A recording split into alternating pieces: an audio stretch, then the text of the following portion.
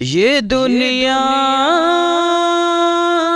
فانی ہے۔ بسم اللہ الرحمن الرحیم۔ السلام علیکم ورحمۃ اللہ وبرکاتہ۔ جی میں ہوں مظہر علی بابر اور آپ دیکھ رہے ہیں میرا فیس بک اور یوٹیوب چینل۔ اللہ رب العزت نے قرآن کریم میں فرمایا ہے کہ تم میں سے بہترین لوگ وہ ہیں جو نیکی کا حکم دیں اور برائی سے روکیں۔ ہم ساری رات تو موبائل کے اوپر لگے رہتے ہیں، موبائل استعمال کرتے ہیں، 2 بجے 3 بجے تک بھی ہم لگے رہتے ہیں، کوئی مسئلہ نہیں ہے۔ اس کے بعد نہ نماز کے قابل رہتے ہیں اور نہ نماز پڑھتے ہیں۔ جو پہلا ہمارا آغاز ہے نا فجر کی نماز کا، ہم وہی چھوڑ دیتے ہیں، کوئی مسئلہ نہیں، کچھ بھی نہیں ہوتا۔ صرف ہمارے ذہنوں میں ایک بات تھوپ دی جاتی ہے، تھوپ دی گئی ہے بلکہ، وہ یہ کہ جدو اگے جاواں گے تو دیکھی جائے گی، جب آگے جائیں گے تب دیکھا جائے گا۔ نہیں میرے بھائی، دیکھا نہیں جائے گا۔ ہم اسی دنیا میں بھی دیکھ رہے ہیں، زندہ ہو کے بھی دیکھ رہے ہیں، سب کچھ دیکھ رہے ہیں، لیکن ہمارے کانوں پہ جوں تک نہیں رینگتی۔ قرآن کریم میں اللہ تعالیٰ فرماتے ہیں نا، سمم بکم عمی فہم لا یرجعون، اندھے ہیں، گونگے ہیں، بہرے ہیں۔ ہمارا اندھوں اور گونگوں اور بہروں والا حساب ہو چکا ہے۔ ہم دیکھ رہے ہیں سب کچھ، لیکن ایسا ہے کہ ہمیں کچھ دکھائی نہیں دیتا۔ اللہ تبارک تعالیٰ نے حرام سے منع فرمایا ہے اور ہم دبا کے کھاتے ہیں، بلکہ ان سے حرام کی کمائی سے نا سب انتظامات کر رہے ہیں کہ لوگ ہماری عزت کریں گے، جبکہ اللہ رب العزت فرماتے ہیں وَتُعِزُّ مَن تَشَاءُ وَتُذِلُّ مَن تَشَاءُ، عزت اللہ تو ہے ہی میرے ہاتھ میں، تم کہاں سے تلاش کر رہے ہو؟ ہمیں سب بات کا پتہ ہے، ہر چیز کا پتہ ہے، حلال کا بھی پتہ ہے، حرام کا بھی پتہ ہے، اچھے کا بھی پتہ ہے، برے کا بھی پتہ ہے، ٹھیک ہے۔ اور ایک بزرگ مجھے ملے، میرا کچھ حالات جو نا اس طرح سے تھے پہلے، یعنی کہ میں ایل شیپ بناتا تھا اور بڑا فخر محسوس کرتا تھا کہ میں بڑا خوبصورت لگ رہا ہوں۔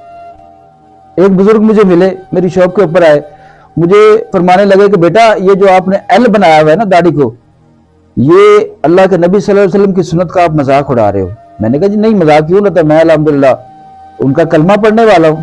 انہوں نے کہا کلمہ تو پڑھنے والے ہو، آپ ان کو مان رہے ہو، ان کی نہیں مان رہے۔ میں نے کہا جی کیسے؟ فرمانے لگے کہ نبی کریم صلی اللہ علیہ وآلہ وسلم نے کا ارشاد ہے کہ جو جس کی مشابہت کرے گا وہ اسی میں سے اٹھایا جائے گا۔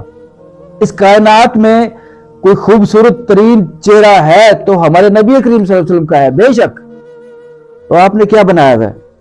میں نے کہا جی یہ ویسے ہی میں نے بنایا ہوا ہے، مجھے تو اس کا علم ہی نہیں ہے۔ انہوں نے فرمایا اس کے بعد نہیں بنانا، یہ ایک واحد ایسی سنت ہے نبی کریم صلی اللہ علیہ وسلم کی جو قبر میں ساتھ جائے گی، جب قبر کے اندر جاؤ گے نا تو یہ ساتھ جائے گی آپ کی، اس لیے اس کا احترام کرو۔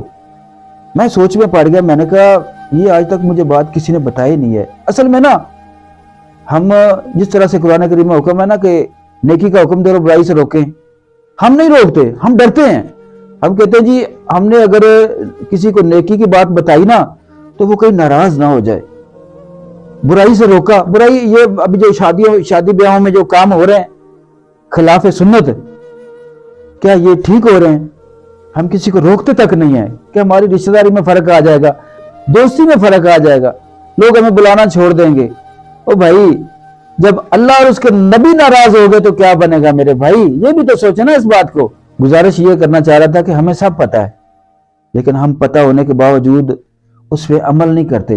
کہتے ہیں عمل سے زندگی بنتی ہے، جنت بھی جہنم بھی۔ یہ خاکی اپنی فطرت میں نہ نوری ہے نہ ناری ہے۔ ہمیں اس بات پہ غور کرنا چاہیے، اپنی زندگی کی ڈائریکشن کو چینج کرنا چاہیے کہ کیا ساری رات ہم موبائل تو یوز کر سکتے ہیں، کیا فجر کے لیے کیوں نہیں اٹھتے؟ کیا ہم اتنے مفلوج ہو چکے ہیں، ہم اتنے فالج زدہ ہو چکے ہیں کہ جب تک ہم عبرت کا نشان نہ دیکھیں گے ہمیں عبرت آئے گی نہیں، ہم سمجھیں گے ہی نہیں۔ نہیں میرے بھائی، سمجھ جانا چاہیے، وہ وقت آنے سے پہلے سمجھ جانا چاہیے۔